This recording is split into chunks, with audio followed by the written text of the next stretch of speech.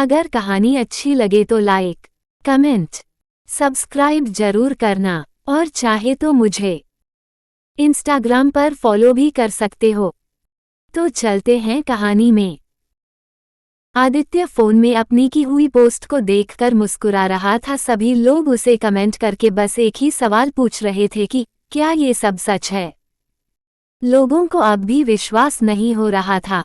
आदित्य कुछ सोचते हुए आज सुबह शुभी के साथ क्लिक की हुई पिक्स को भी पोस्ट कर देता है। तभी क्लोजेट रूम का डोर ओपन होता है और शुभी बाहर निकल कर आती है।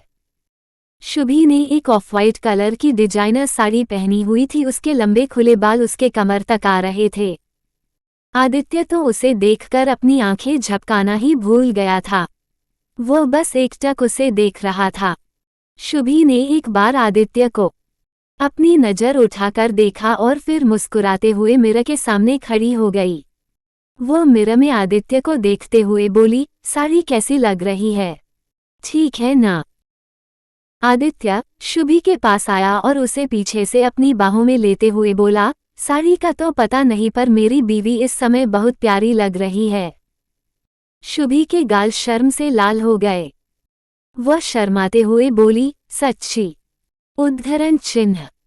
आदित्य थोड़ा आगे की ओर झुका और शुभी के गाल को चूमते हुए बोला, सच्ची? आदित्य इतना बोलकर शुभी के गाल से नीचे आते हुए उसके गले पर किस करने लगा। उसने किस करते हुए शुभी के बालों को एक साइड कर दिया और फिर शुभी के गले को चूमते हुए वह उसके कॉलर बोन पर किस करने लगा। दूर हटिए, अभी मुझे रेडी होना है, शुभी ने आदित्य को खुद से दूर करते हुए कहा। आदित्य ने शुभी की बात सुनी तो वह उससे दूर हो गया, पर तभी उसकी नज़र शुभी के ब्लाउज पर गई। ब्लाउज का ऊपर का एक हुक खुला हुआ था। शुभी के बैक पर लव बाइट के मार्क अभी भी क्लियरली दिख रहे थे। उन मार्क को देख कर आदित्य को कल रात की याद आ गई। आदित्य के चेहरे पर कल रात को याद करते हुए स्माइल आ गई थी। पर तभी उनके डोर पर नॉक हुआ तो फिर आदित्य ने जल्दी से ब्लाउज का हुक लगा दिया। आदित्य के अचानक टच करने से शुभी सिहर गई।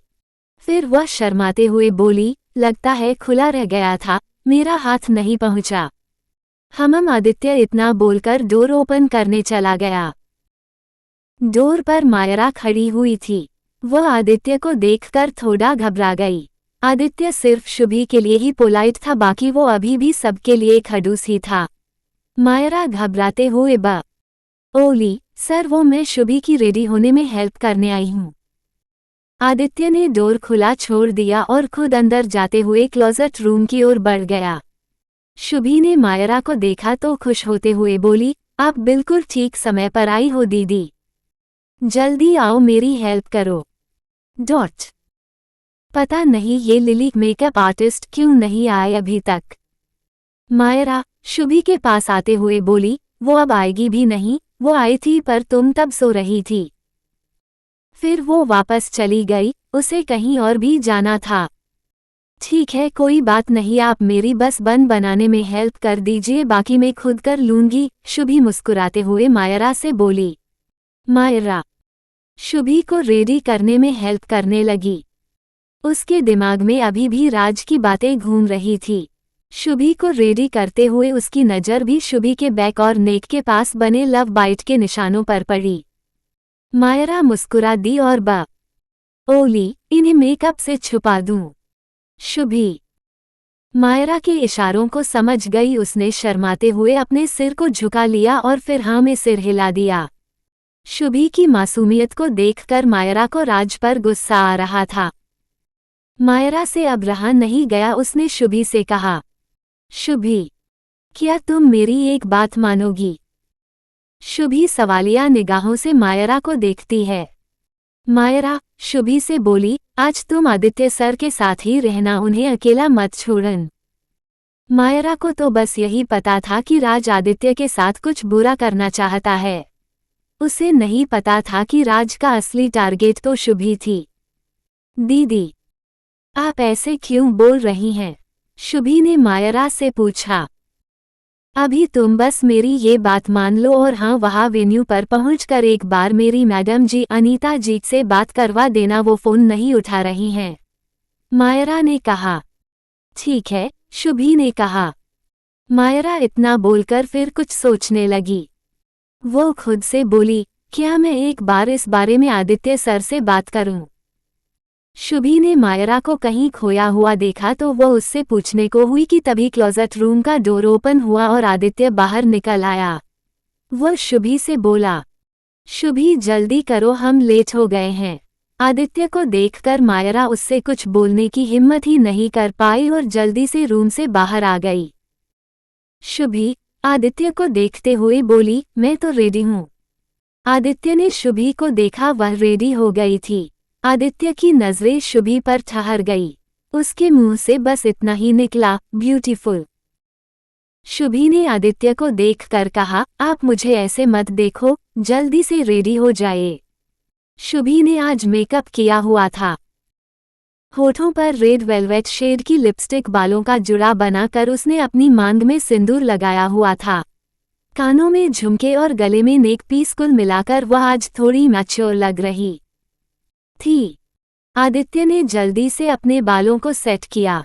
उसने ब्लैक कलर का शेरवानी स्टाइल में सूट पहना हुआ था, जिसमें वो काफी हैंडसम लग रहा था। आदित्य के रेडी हो जाने के बाद जल्दी ही वो दोनों मेंशन से वेन्यू के लिए निकल गए। वो दोनों वेडिंग वेन्यू पहुंच गए थे। बाहर काफी शोर था। शिवम अग्रवाल, दिया का हस्बैंड, एक फेमस एक्टर था जो कि फिल्मों में साइड रोल या फिर सेकंड लीड के तौर पर एक्टिंग किया करता था। तो मीडिया का आना तो कंफर्म था, पर आज मीडिया एक खास वजह से भी आई थी। उन्हें आदित्य की पोस्ट पर विश्वास नहीं हो रहा था, वह इसी बात की सच्चाई जानने आई थी। आज आदित्य भी सूरज को और अपने कुछ बॉडीगार्ड्स को अपने साथ लेकर आया था। भीड़ देखकर सूरज और बाकी बॉडीगार्ड्स भी जल्दी से आदित्य की कार के पास आए।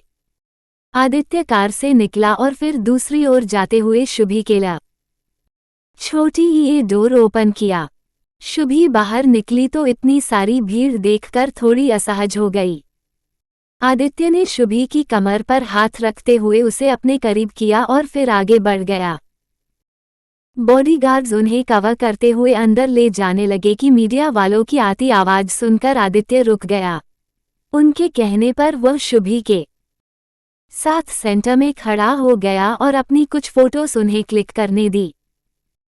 शुभी के लिए ये सब कुछ अलग था, वह काफी अनकंफर्टेबल फील कर रही थी। आदित्य शुभी को देखकर समझ गया था। वो खुद भी पहली बार मीडिया के सामने इस तरह आया था, पर आज उसे ये सब करना ठीक लगा। उसने शुभी का हाथ थाम लिया, फिर उसने अपने बॉडीगार्ड्स को इशारा किया। बॉडीगार्ड्स ने मीडिया का वहां से दूर कर आदित्य और शुभी को अंदर पहुंचा दिया। एंट्रांस पर ही आदित्य और शुभी को अनीता जी, गुंजन जी और संजीव जी दिखे, जो कि आते हुए गेस्ट को वेलकम कर रहे थे।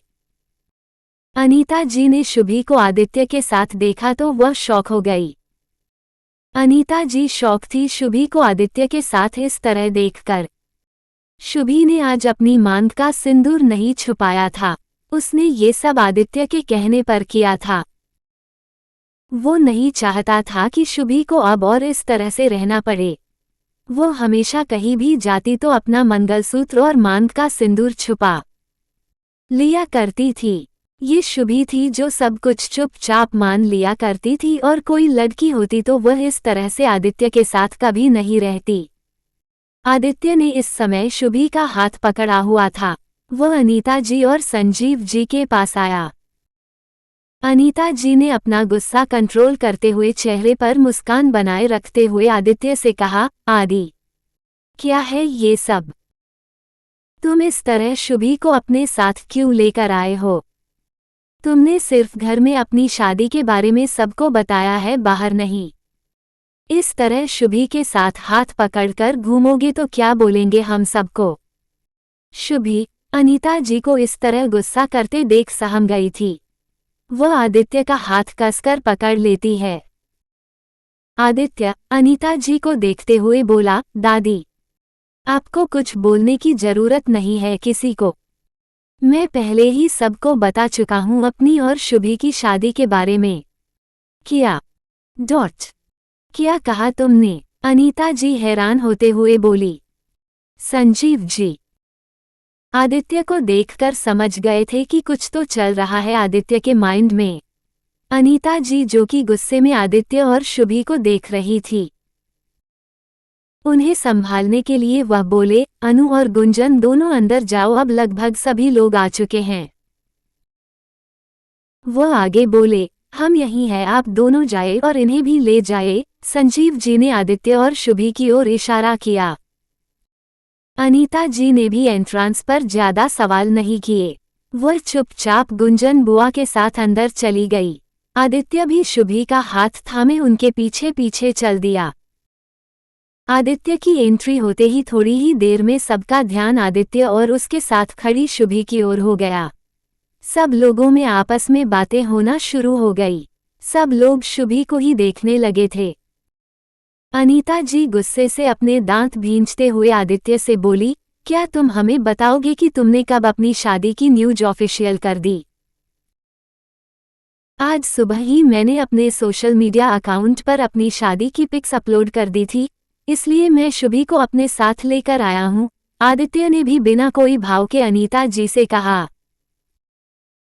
अनीता जी कुछ कहने को हुई ही थी कि तभी उनके पास मिसेस सिंह और मिसेस कपूर आए।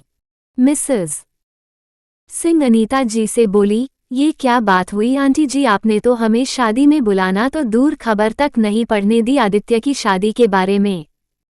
आज की न्यूज से हमें पता चला है। अनीता जी मिसेस सिंह के सवाल पर परेशान हो गई। वह क्या बोले उन्हें तो खुद कुछ समझ नहीं आ रहा था, पर इतना वह समझ गई थी कि आदित्य और शुभी की शादी के बारे में लगभग अब सभी को पता है। वहां मौजूद सभी लोग उन्हीं की तरफ देख रहे थे। गुंजन बुआ अनीता जी को ऐसे परेशान होते देखकर मुस्कुरा रही थी। अनीता जी अपने आप को नॉर्मल करते हुए बोली, वो शादी कुछ ऐसे हालात में हुई कि किसी को कुछ बताने का मौका ही नहीं मिला। MSR कपूर शुभी को देख मुस्कुराते हुए बोली, चलो कोई भी बात हो अनु आंटी पर मानना पड़ेगा कि आप बहू बहुत सोच समझकर चुन कर लाई हो, आपकी बहू बहुत सुंदर है। गुंजन बुआ को शुभी की तारीफ सुनकर बिल्कुल भी अच्छा नहीं लगा। वो वहां से निकलकर दूसरी ओर आई तो वहां पर भी लोग आपस में शुभी और आदित्य की ही बात कर रहे थे। शुभी की खूबसूरती की चर्चा सुन सुनकर गुंजन बुआ के कान गुस्से से लाल पड़ गए थे। वहां खड़े गेस्ट में से किसी एक ने कहा, इंस्टा पर आदित्य की पोस्ट देखी क्या तुम लोगों ने? मुझे तो पहले यकीन ही नहीं हुआ पर अब हो गया। इस तरह की और भी बातें लोगों की भीड़ में हो रही थी। एक बार फिर कल की तरह सबका ध्यान शुभी पर था। शादी दिया और शुभम की थी पर सेंटर ऑफ अट्रैक्शन शुभी और आदित्य बन गए थे। इधर समीर और खुशी जो कि पहले से वहां थे वह भी आदित्य और शुभी के पास आ गए थे। थोड़ी देर बाद आदित्य और समीर वहां उन औरतों से दूर आकर खड़े हो गए। अनीता जी अब धीरे धीरे सबसे शुभी को मिलवाने लगी और सबको सफाई भी दे रही थी। वो खुद भी चाहती थी कि शुभी को जल्द से जल्द सभी के सामने लाए पर इस तरह उन्होंने नहीं सोचा था। गुंजन बुआ अनीता जी को देख गुस्से से उबल रही थी। वो खुद से बोली, यहाँ बड़ी माँ मेरी बेटी की शादी में आई है या अपनी बहू को सबसे मिलवाने। पर अनीता जी भी क्या कर सकती थी, सब एक एक कर उनके पास आ रहे थे। शुभम की मां यानी गुंजन बुआ की समधन उनके पास आते हुए बोली, अनीता आंटी और सबको बुलाए, वरमाला का समय हो गया है। गुंजन बुआ ने हाँ में सिर हिलाया और फिर अनीता जी की तरफ बढ़ गई। अनीता जी, संजीव जी और समीर की पूरी फैमिली साथ ही शुभम की फैमिली भी सब वहां आ चुके थे, बस राज और शानिका को छोड़कर। दिया और शुभम की वरमाला हो गई थी। सब लोग एक एक करके उन दोनों के पास आते हुए फोटो खींचवा रहे थे और उन्हें बधाई दे रहे थे। शुभी आदित्य के हाथ को पकड़कर बोली, चलाइए ना, हम भी फोटो खींचवाते हैं दिया दीदी के साथ। आदित्य शुभी का हाथ छोड़ उसे कमर से पकड़ लेता है और फिर प्यार से शुभी से बोला, फोटो खींचवानी है। शुभी अपना क्यूट सा फेस बनाते हुए हाँ में सिर हिला देती है। आदित्य के चेहरे पर शुभी को देख एक गहरी मुस्कान आ गई। आदित्य, समीर, खुशी और शुभी चारों लोग दिया और शुभम के साथ फोटो खींचवाते हैं और फिर आदित्य, समीर वहां से चले जाते हैं। श्रुति की नज़र इस समय आदित्य पर थी जो कि उसके सामने आकर खड़ा हो गया था। पर आदित्य की नज़र खुशी के पास खड़ी शुभी पर ठहरी हुई थी। श्रुति की एक दोस्त उसके कंधे पर हाथ रखते हुए बोली, तू आदित्य को अपने मन से निकाल दे श्रुति, वो अब किसी और का हो गया है। अपनी फ्रेंड की बात सुनकर श्रुति की आंखों में हल्की नमी आ गई। आखिर वो आदित्य से बहुत प्यार करती थी। उसने अपने आंसुओं को रोका और मुस्कुराते हुए बोली, मैं जानती हूँ काजल कि आदित्य किसी और का है। अब वो मेरा कभी नहीं हो सकता, पर क्या करूँ। उसको देखकर श्रुति चुप हो गई। वो आगे कुछ बोल ही नहीं पाई। काजल उसको संभालते हुए बोली, मैं समझ सकती हूँ। फिर वह एक और श्रुति को इशारा करते हुए बोली, यही है वो लड़की जिसने तेरे आदित्य को तुझसे छीन लिया है। I really hate her. जरूर इस लड़की ने आदित्य के पैसों के लिए आदित्य से शादी की होगी। शक्ल से तो बच्ची लग रही है। श्रुति ने हल्का मुस्कुराते हुए शुभी को देखा और फिर बोली, उसने मुझे आदित्य से दूर नहीं किया। काजल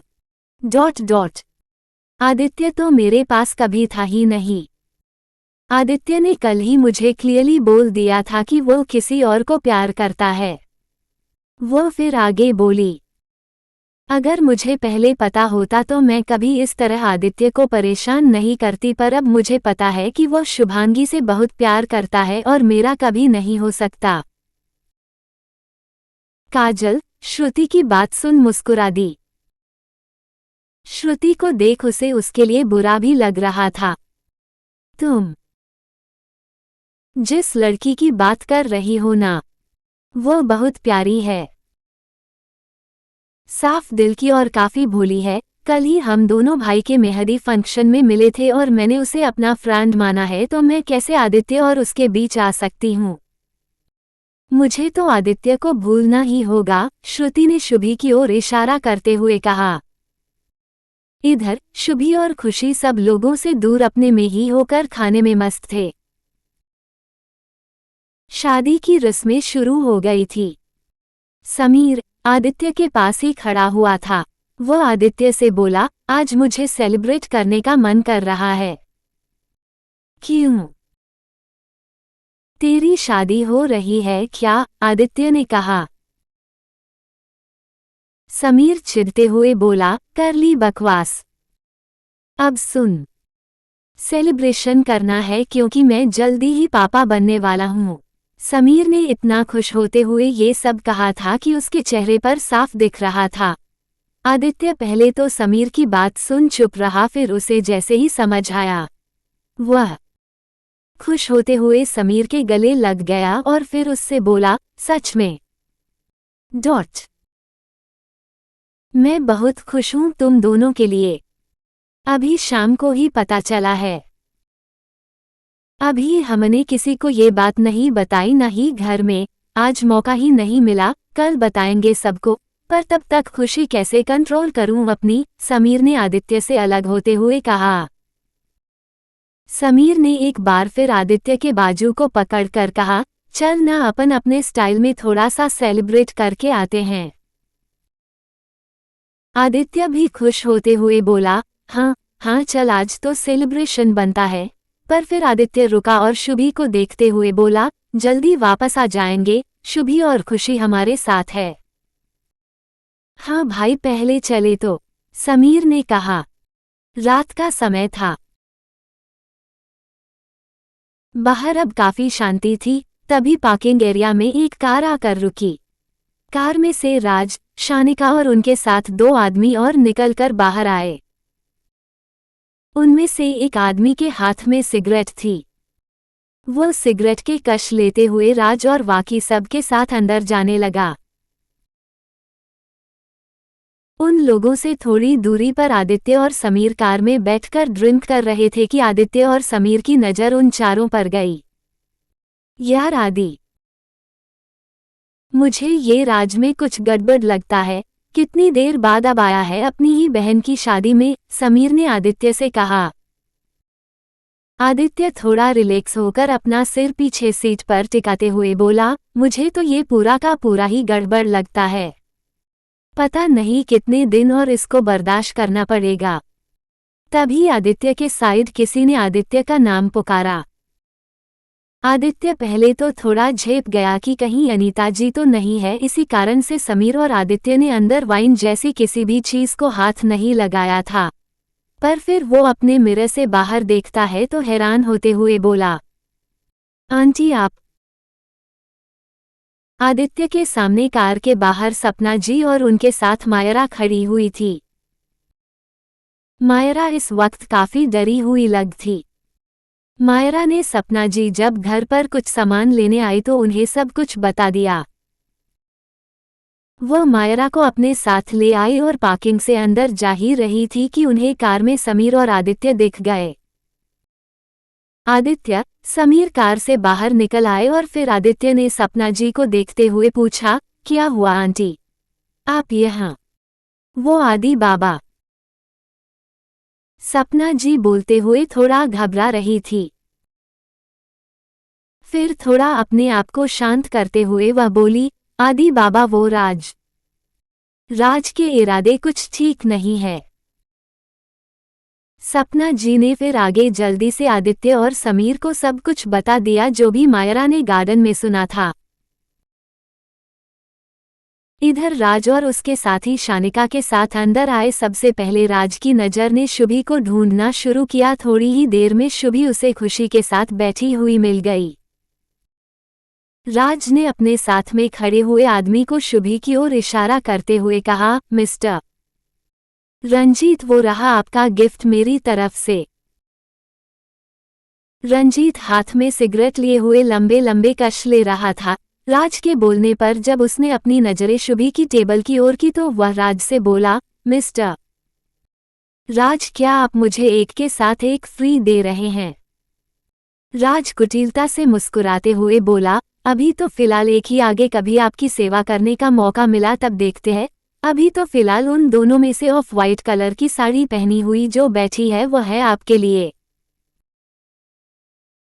रंजीत लगभग 30 साल का हैंडसम मैन था। दिखने में काफी हैंडसम और शरीफ लगता था, पर लड़कियों के मामले में एक नंबर का कमी इंसान था। वह सिंगापुर का एक जाना माना कैसानोवा था। उसके लिए ये सब एक आम बात थी। वह इस समय अपनी बिजनेस मीटिंग के सिलसिले में मुंबई आया हुआ था। राज के बता देने के बाद से उसकी नज़र बस शुभी पर ठहर गई। शानिका और राज थोड़ी देर के लिए वहां से दिया के पास चले गए और इधर रंजीत शुभी के सामने ही वाली टेबल पर बैठ गया। वो उसे अपनी हवस भरी निगाहों से देख रहा था। शुभी की खूबसूरती उसे काफी लुभा रही थी। वो शुभी को पाने के लिए पागल होने लगा था। उसका पी अभी इस वक्त उसके साथ आया था। वह वही उसके पास खड़ा हो गया। शुभी और खुशी बैठकर डेजर्ट एंजॉय कर रहे थे। वो दोनों जब से साथ में थी तब से थोड़ी थोड़ी देर में कुछ ना कुछ खाने में लगी हुई थी। थोड़ी देर बाद राज और शानिका रंजीत के पास आए। राज ने एक वेटर से ड्रिंक्स लेते हुए रंजीत से कहा, मिस्टर रंजीत। रंजीत ने वाइन का ग्लास हाथ में थामते हुए कहा, मिस्टर राज, जल्द से जल्द उस लड़की को मेरे होटल रूम में पहुंचा दो, मैं अब होटल जा रहा हूं। राज रंजीत को थोड़ा बटरिंग करते हुए बोला, ऐसे कैसे, आपने तो अभी तक कुछ लिया भी नहीं है। रंजीत अपनी जगह से खड़ा हुआ और फिर एक नज़र शुभी को देखते हुए बोला, मुझे आधे घंटे में ये लड़की मेरे बेड पर चाहिए, वरना फिर तुम मुझे अच्छे से जानते ही हो। रंजीत इतना बोलते हुए वहां से निकल गया। एंट्रांस पर वह गुस्से से अंदर आते हुए आदित्य से टकरा गया। उसने आदित्य को सॉरी बोला, पर आदित्य उसने तो एक बार उसकी ओर देखा तक नहीं, वह गुस्से से अंदर चला गया। उसके पीछे समीर भी भागते हुए आया और फिर उसके बाजू को पकड़कर हौंफते हुए बोला, आदि यार रुक जा, यहाँ नहीं, ये सही वक्त नहीं है राज से बात करने का। एक बार अपना गुस्सा ठंडा करके ये तो सोच कि आखिर राज तेरे बारे में ऐसा क्यों सोचता है, कुछ तो वजह होगी जो वह तुझे बर्बाद करने की सोच रहा है। समीर आदित्य के सामने खड़े हुए बोला, यहाँ सब है, अभी हम कुछ नहीं कर सकते, बस उस पर नजर रख सकते हैं। आदित्य जो गुस्से से लाल हो रहा था, वह समीर की बात सुन थोड़ा शांत हो गया। उसने अपना फोन निकाला और फिर अपने खास आदमी यानी सूरज को फोन किया। आदित्य ने सूरज को फोन करके उसे राज की सारी इन्फॉर्मेशन निकालने को कहा। समीर आदित्य के कॉल कट करने के बाद बोला, ये ठीक किया तूने, पहले इसकी इन्फॉर्मेशन निकाल, इतने सालों से सिंगापुर था, क्या पता किस तरह का इंसान है ये। जब इसकी इंटेंशन पता चल ही गई है तो कैसे चुप बैठ सकता हूँ, इसे हल्के में नहीं ले सकते, आदित्य ने कहा।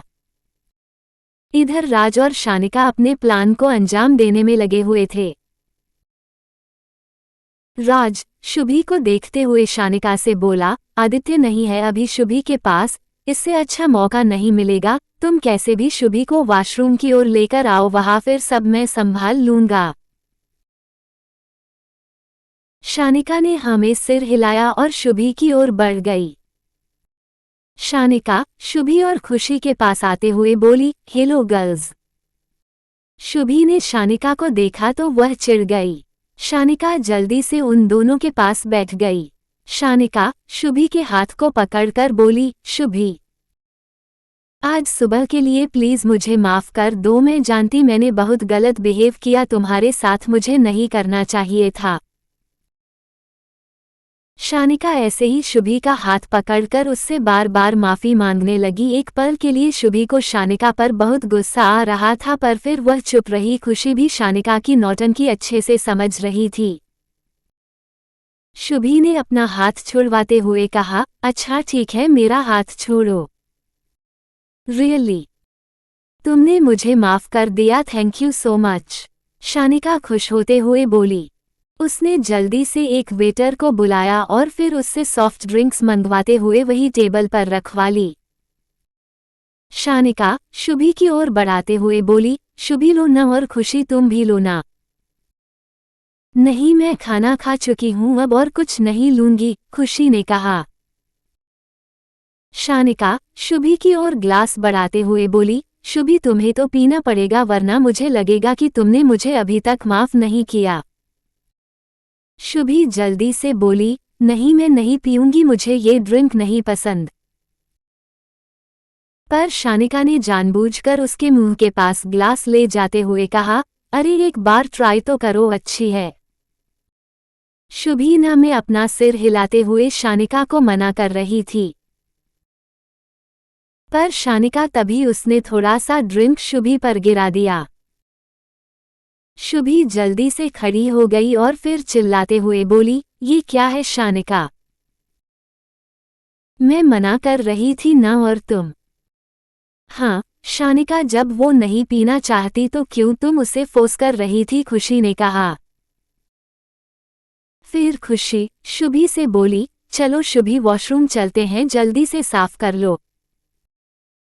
जब शानिका ने सुना कि खुशी शुभी के साथ वॉशरूम जा रही है तो वह जल्दी से खुशी से बोली, तुम यहीं बैठो खुशी, मैं जाती हूँ शुभी के साथ, आखिर गलती मेरी है, आओ शुभी। शुभी को इस समय शानिका पर बहुत गुस्सा आ रहा था।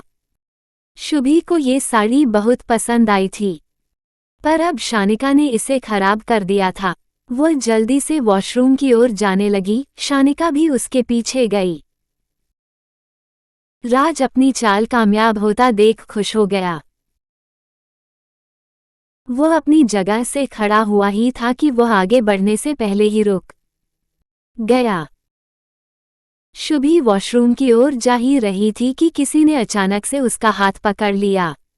शुभी पलटी तो देखा कि आदित्य उसके पीछे था। आदित्य को देखकर शानिका वहां से तुरंत निकल गई।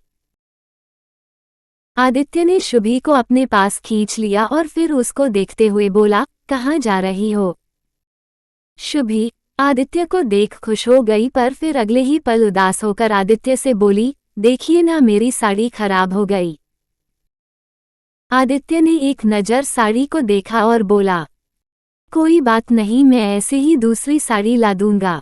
इतना बोलकर आदित्य ने अपनी नज़रें चारों ओर घुमाई तो उसे राज दिख गया, जो इस वक्त शुभी को ही देख रहा था। राज की इस हरकत पर आदित्य ने गुस्से से अपनी मुट्ठी कस ली। उसने शुभी का हाथ पकड़ा और तेज कदमों से उसे ले जाने लगा। शुभी आदित्य के अचानक ऐसा करने से हैरान होते हुए बोली, आप इतनी तेज क्यों चल रहे हैं? हाथ छोड़िए मेरा। आदित्य शुभी की आवाज सुन रुक गया। वो अपने गुस्से पर कंट्रोल करते हुए बोला, हम घर जा रहे हैं। क्या?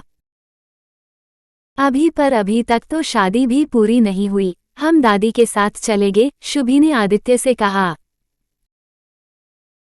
आदित्य को शुभी की बात सुन गुस्सा आने लगा। एक तो राज उससे बर्दाश्त नहीं हो रहा था और शुभी जाने को तैयार नहीं थी।